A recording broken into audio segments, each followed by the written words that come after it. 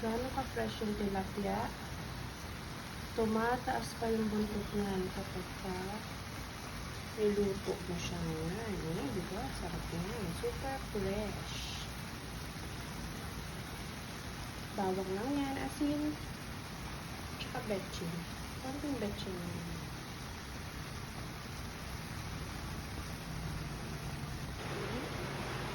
Tilapia pa rin.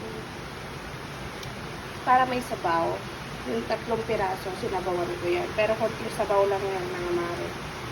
Luya, kamatis, tsaka sibuyas lang ilagay ko dyan. Ayan. O, yan. Yan ang tilapia natin. Yan. Napangat. O, ayan. Wala na siyang tubig. Pwede na yan.